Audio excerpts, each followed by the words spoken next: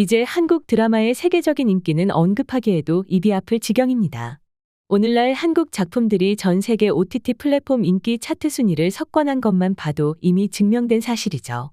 이렇다 보니 각 OTT 플랫폼들의 한국 콘텐츠 확보를 위한 경쟁 역시 치열할 수밖에 없는데요. 이런 상황에 급기야 1, 2년 전 드라마도 아니고 방송된 지 무려 8년이나 지난 한국 드라마를 꺼내드는 OTT 업체까지 생겼다고 합니다. 그리고 이 드라마는 오래전 작품임이 무색하게도 공개하자마자 큰 반향을 일으키며 중남미 인기 차트를 석권해버렸다고 하는데요. 무슨 일인지 자세히 알아볼까요?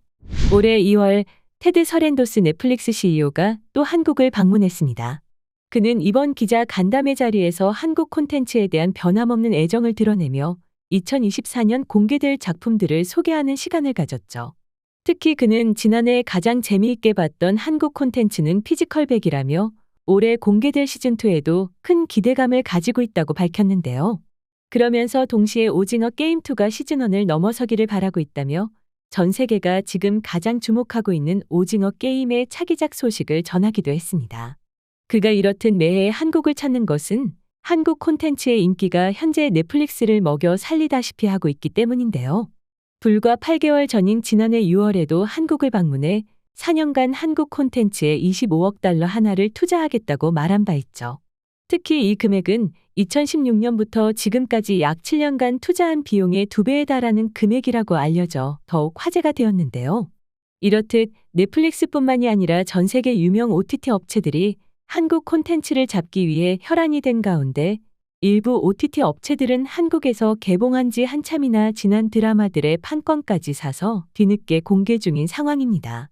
심지어 이런 작품들까지 공개만 됐다 하면 해외에서 비영어권 드라마 차트 상위권을 싹쓸이하며 큰 화제가 되고 있는데요. 그중에는 한국에서 방송을 탄 지 무려 8년이나 지난 작품도 있었습니다.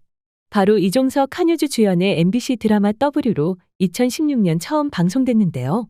이 드라마를 공개한 OTT 업체는 다름 아닌 왕좌의 게임, 밴드 오브 브러드스 등 드라마 명가라는 칭호를 가진 HBO에서 출범한 OTT 서비스 HBO 맥스였습니다.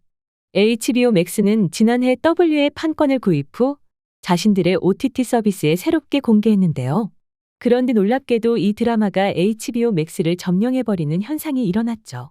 OTT 공개와 함께 해외 시청자들의 폭발적인 관심을 받으며 전 세계 HBO 맥스 TV 프로그램 부문 4위를 차지한 것입니다.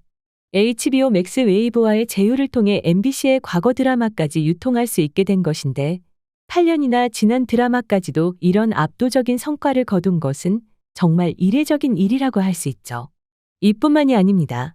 넷플릭스에도 유사한 사례가 있는데요.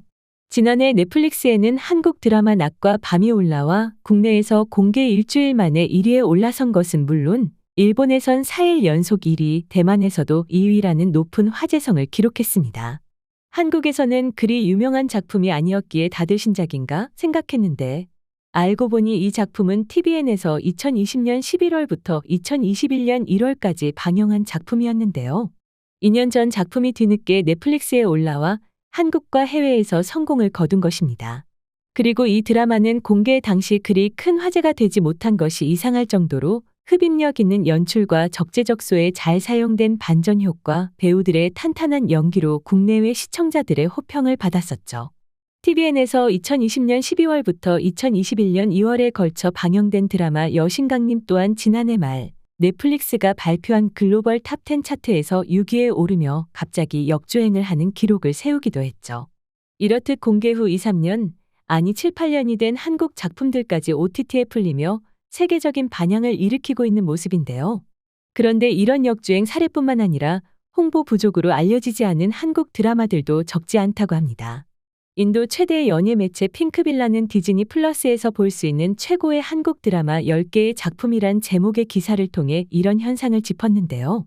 기사는 지금 한류는 OTT 플랫폼을 휩쓸며 시청자들에게 최고의 K-드라마를 볼 수 있는 풍부한 기회를 제공하고 있다면서 이 중에서 디즈니 플러스가 매력적이고 다양한 K 콘텐츠로 관객을 사로잡고 있다고 전했습니다. 그러면서 해당 매체는 무빙, 설강화, 빅마우스 같은 국내 시청자들에게도 널리 알려진 유명 드라마들을 소개하는 한편 3인칭 복수, 링크, 그냥 사랑하는 사이 같은 상대적으로 덜 알려진 드라마들도 조명했는데요. 특히 그중 국내 시청자들에겐 가장 생소할 법한 링크의 경우 구글 평점에서도 5점 만점에 4.8점을 받으며 댓글 또한 극찬 일색인 것을 볼 수 있죠. 해당 드라마를 본 해외 시청자들도 2022년에 본 최고의 스릴러 시리즈 중 하나, 이야기에 구멍이 하나도 없고 에피소드 하나하나가 재미있다. 이 시리즈는 전형적인 러브 스토리가 아닌 서스펜스 스릴이 가득한 로맨스 드라마입니다. 완전 멋진 드라마네요. 처음에는 여진구 씨가 제가 가장 좋아하는 배우 중 한 명이어서 보기 시작했고 곧바로 빠져들었어요. 회를 거듭할수록 드라마는 점점 더 흥미롭고 궁금해집니다. 등의 호평을 쏟아내고 있습니다. 이렇듯 한국 콘텐츠에 대한 세계적인 수요가 이어지면서 숱한 오리지널 콘텐츠들이 OTT 플랫폼에 수십 편씩 쏟아져 나오는 가운데 상대적으로 홍보가 부족해 빛을 보지 못한 노다지 같은 작품들도 많다는 것이죠. 한편 OTT 업체들 간의 이런 경쟁은 비단 넷플릭스나 디즈니 플러스에만 국한되는 것은 아닙니다. 최근 아마존 프라임 또한 한국 드라마와 프로그램을 광폭적으로 넓혀가고 있으며 이에 질세라 동남아시아의 OTT 플랫폼 VIU도 광범위한 한국 콘텐츠 라이브러리와 무료 구독 전략으로 빠르게 주가를 올리는 중이죠. 이렇게 세계 최대의 OTT 플랫폼 업체들 모두가 한국 콘텐츠 쟁탈전에 나서며 우리 드라마들의 가치 재평가가 일어나고 있는 상황인데요. 그럼 여기서 근본적으로 드는 의문 중 하나는 바로 왜 이렇게 다들 한국 드라마에 열광하는가 하는 것입니다. 영국 인터넷 매체 리뷰기은 이런 현상을 분석하며 디즈니는 속편과 리메이크, 슈퍼히어로물에만 몰두하고 있다고 지적하며 이런 와중에 넷플릭스가 한국으로 눈을 돌렸고 새 자극을 원하는 관객의 그런 심리를 제대로 공략한 오징어 게임이 나왔다고 설명하고 있습니다. 슈퍼히어로의 영웅서사에 초점이 맞춰져 있는 콘텐츠들의 해외 시청자들이 지루함을 느낄 즈음 한국 콘텐츠만의 색다르고 신선한 이야기가 제대로 먹혔다는 것이죠. 또한 스탠퍼드 대학 데프나 조어 교수는 K 콘텐츠가 미국과 유럽 국가의 열풍을 일으킨 비결로 예측 가능성과 독창성의 균형을 특징으로 꼽았습니다. 그가 지적하는 예측 가능성은 그간 국내에서 한국 드라마의 클리셰적인 면과도 일맥상통하는 부분이 있는데요. 즉, 현실적 주제를 깊게 파고들어 보편적 공감을 이끌어내는 장점이 있다는 것이죠. 실제로 한국인들은 다소 식상하게 여기는 신파 요소들도 미국 시청자들 사이에서 극찬을 받으며 신선하게 느껴지는 것을 보면 이해가 가는 부분인데요.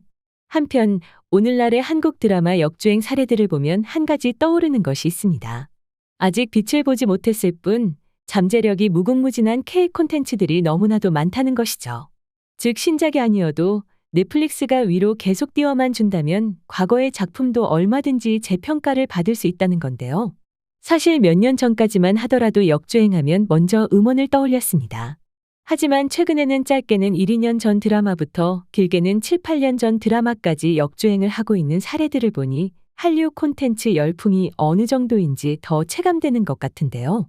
앞으로도 세계적으로 인정받는 K 콘텐츠들의 활약이 계속되길 바라며 이 기회에 당시에는 크게 화제되지 않았던 한국 드라마, 영화들이 해외 OTT 시장에 널리 배포되어 재평가받는 사례들이 더욱 많아지길 바랍니다.